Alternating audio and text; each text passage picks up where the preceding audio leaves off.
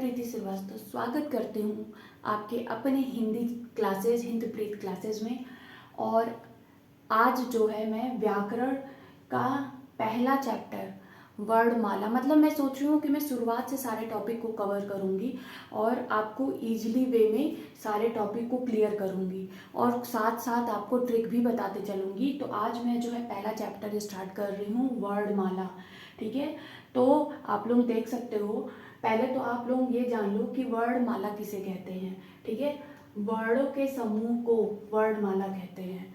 वर्णों के समूह को वर्णमाला कहते हैं। ठीक है, अब आपको ये जानना ज़्यादा जरूरी है कि हिंदी वर्णमाला में कितने स्वर, कितने व्यंजन, मतलब कितने वर्ण होते हैं। ठीक है, तो उच्चारण के आधार पर वर्णों की संख्या कितनी होती है। उच्चारण के आधार पर वर्णों की संख्या कितनी होती है, 45 वर्ण होते हैं जिसमें 10 स्वर और 35 व्यंजन होते हैं। ठीक है, और लेखन के आधार पर, मतलब लिखने के आधार पर वर्णों की संख्या 52 होती है, जो ज़्यादातर परीक्षाओं में पूछे जाते हैं कि लेखन के आधार पर वर्णों की संख्या कितनी होती है। तो आप क्या बताओगे, 52, जिसमें 11 स्वर होते हैं। और स्वर कितने होते हैं, 11। बहुत लोग 13 बताते हैं, लेकिन 13 नहीं होते हैं, 11 स्वर होते हैं जिसमें से 2 अयोग वा होते हैं, तब जाके वो 13 होते हैं। तो आपको कितना बताना है, 11। ठीक है, तो 11 स्वर, 2 अयोग वा, 25 स्पर्शी व्यंजन, 2 द्विगुण व्यंजन।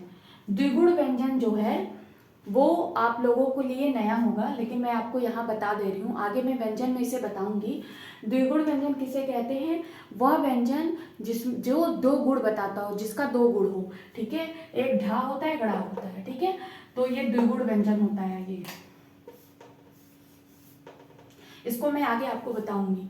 ठीक है, 4 अंतस्थ व्यंजन होते हैं, 4 ऊष्म व्यंजन होते हैं, 4 संयुक्त व्यंजन होते हैं, और ये टोटल कितने होते हैं, 52 वर्ण। ठीक है, आप लोग जरूर इसको नोट कर लीजिएगा कहीं। ये आप लोगों को मतलब उच्चारण के आधार पर और लेखन के आधार पर मैंने बता दिया कितने वर्ण होते हैं। ठीक है, और आज जो है मैं आपको वर्ण में स्वर कवर करूंगी। कल के क्लास में मैं आपको व्यंजन के बारे में बताऊंगी। तो आप जो है, और आपको ये भी बता दूं, अगर कोई भी डाउट होगा तो आप मुझे कमेंट सेक्शन में कमेंट करके पूछ सकते हैं। मैं कोशिश करूंगी आपके सारे क्वेश्चन को सॉल्व करूं। ठीक है, तो आगे मैं जो है वर्ण, स्वर, मतलब वर्ण के बारे में बताऊंगी, उसके बाद स्वर के बारे में बताऊंगी, व्यंजन के बारे में कल बताऊंगी। अब जानते हैं वर्ण किसे कहते हैं। भाषा की सबसे छोटी इकाई ध्वनि कहलाती है, और ध्वनि को ही हम वर्ण भी बोलते हैं। ठीक है, वर्ण 2 प्रकार के होते हैं, स्वर और व्यंजन।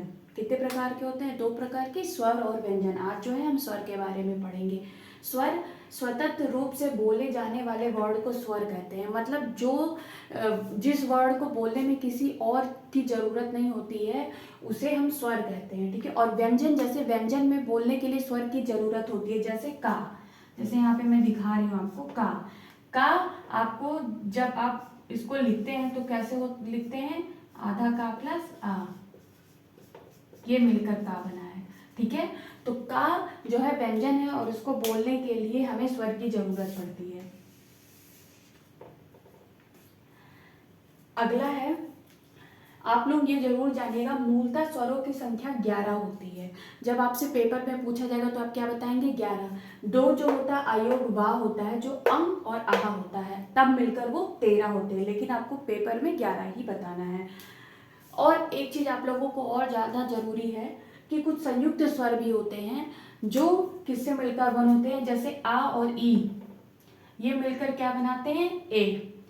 आ और उ, ये मिलकर क्या बनाता, ओ। ये भी, इस तरह के भी क्वेश्चन आपको पेपर में मिल सकते हैं, तो ये भी आपको जानना जरूरी है कि संयुक्त स्वर क्या होते हैं। ठीक है, तो यहाँ पे मैं स्वर लिख दी हूँ, आप नोट कर सकते हैं। आ ई उ इसी। मूल स्वर ए ओ, ये सब मिलाकर, दोनों मिलाकर 11 होते हैं। ठीक है, 2 जो अयोग वा होते हैं वो अंग और आहा, तब ये सब मिलाकर 13 होते हैं। ठीक है, तो इतना तो आपका क्लियर हो गया। अब जो है स्वरों का वर्गीकरण, स्वर कितने प्रकार के होते हैं। ठीक है, स्वर जो है 3 प्रकार के होते हैं। पहला है ह्रस्व स्वर। ह्रस्व स्वर जो होता है आप उसको मतलब ह्रस्व स्वर को आप जान लीजिए छोटा, ठीक है, जिनके उच्चारण में कम समय लगता है, जिसको बोलने में हमें कम समय लगता है, वो ह्रस्व स्वर कहलाता है। जैसे आ ई उ, ठीक है।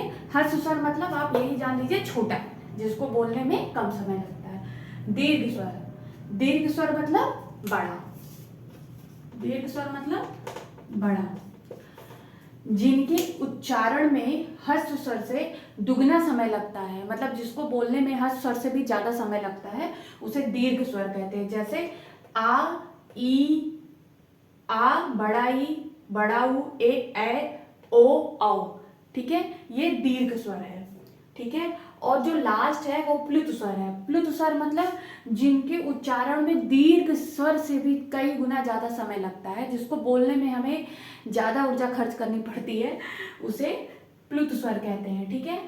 तो वो जैसे ओम, ठीक है, राम, तो ये यहाँ पे लिखा हुआ है, तो आप इसे नोट कर सकते हैं। और आपको ये मेरा पहला क्लास कैसा लगा आप प्लीज़ कमेंट करके ज़रूर बताइएगा।